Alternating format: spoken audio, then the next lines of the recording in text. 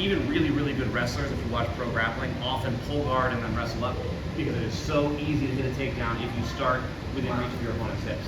Half the battle in wrestling is just, can you get past his defensive weapons to get in on his hips? And by pulling guard and wrestling up, you're already in on his hips. Obviously that's sport specific because he's not kicking me in the head, but if that's the sport, then there's a big advantage to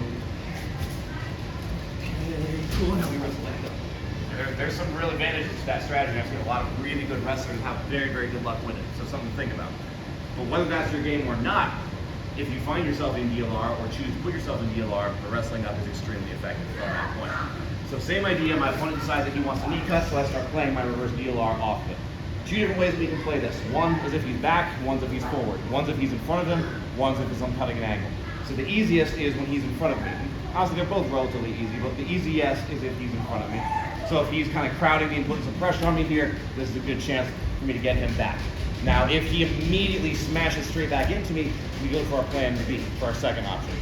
But if I push him back, or in some cases he chooses to hang back because he's afraid of my leg game and he doesn't want me to be able to access the space underneath his hips or his far leg, either way, he's choosing to kind of play a little bit more of a distance style game to deal with this, and he's trying to kind of untangle the legs and then come back in and pass again, as opposed to just pressuring. Okay, in that case, we're going to drop our right leg to the mat, we're going to bring our left leg behind us, we're going to punch our left arm all the way around behind, and we're going to put our chest on his knee. The classic DLR wrestle up, one of the simplest, one of the most effective.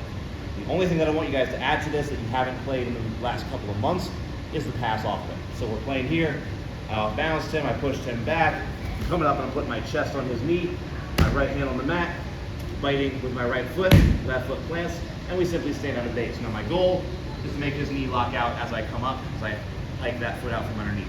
Obviously I'm not trying to injure him, so I want to put some pressure on that knee, not just trying to knock him over. I'm trying to lock that knee out as I suck this leg out from underneath. Now, nature of the beast, because we're extending his right leg, and this leg by definition is going to be retracted, we are going to be in a perfect position to kick an over-under pass.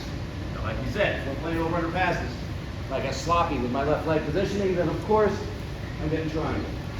So understand the situation you're in. You cannot let his leg pass your knee to your left side, playing it on this leg.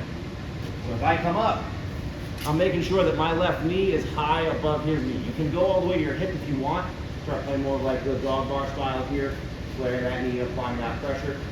Or you can play more the tripod style, but either way, I'm keeping that knee high above his knee. As long as I do that, I'm totally fine. My head's on his far hip. I'm making sure that he doesn't have space to start playing that game. This is a very effective way to finish that guard pass from that point. Like I said, I usually go to double unders off of my over-under pass, and I start climbing into the mount of the side. It's very difficult for me to come up into it. That's why you should do that. Obviously, there's receptions, but that's a good way to play the weak pass. And that's something I have to be aware of when I'm playing any of these kinds of wrestle-ups, is there's always a possibility that as I'm coming up here, he might get the underhook. And obviously, I would hope that I pummeled and I got in before he got to that point. That can happen. More likely, he's going to be on the way to knee cut as I'm coming up, and maybe I beat it, maybe I didn't, but he's already way too far forward for me to think about pushing him back. And I don't want to be like, oh man, the wrestle up didn't work, and then he finishes his knee cut. So if I mess this up, he's too close, maybe I pushed him back, maybe I didn't, maybe he just chased it back in, I'm trying to wrestle up, and he's not letting me get my hips underneath me, and I'm already out of position here. And like I said, best case scenario, my wrestle up fails. Worst case scenario, he also gets a very, very easy knee cut pass off. So, if I feel my opponent's knee in front of their foot, their posture up high by my chest, and potentially an underhook starting to sink in, hopefully not a deep underhook, but an underhook starting to sink in, now we're going to cut an angle. Like we always talk about on the feet, guys, just because your opponent has an underhook doesn't mean that you're out of options. Overhook speed underhooks, underhook speed overhooks. You've worked with Coach Tim, Coach Jeremy, any of the guys who are really good at playing overhooks, you know that just because you have the underhook does not mean that you're out of options. So if my opponent gets the underhook on me here, it does not mean that I'm out of options, even though that's a good thing for him. Let alone if he doesn't have the underhook, when he's closer range, he's starting to think about his knee cut. I can't come in straight, but what I can do, as I realize, oh, there's pressure there, I'm not going to be able to get up, is to cut the angle. See, I'm now putting my shoulder behind the back of his knee, as opposed to my chest on the front of his knee. I'm not going to be able to lock the knee out. That ship has sailed. He's too far forward. but I can come behind it and I can buckle it. And if you do this enough, you'll feel on the way up which one is available and just kind of naturally click into front or back, forward or back. Like I said, for me, I almost prefer the second one because, as you guys can guess, it's from behind my opponent. So I would like to have the excuse here. So we did all this rigmarole, I'm playing my game. Oh man, that's not working, cool. I'm gonna put my shoulder behind his knee here. Now, two ways that this can go. Very, very common, he's gonna back step and try to get a guard going again.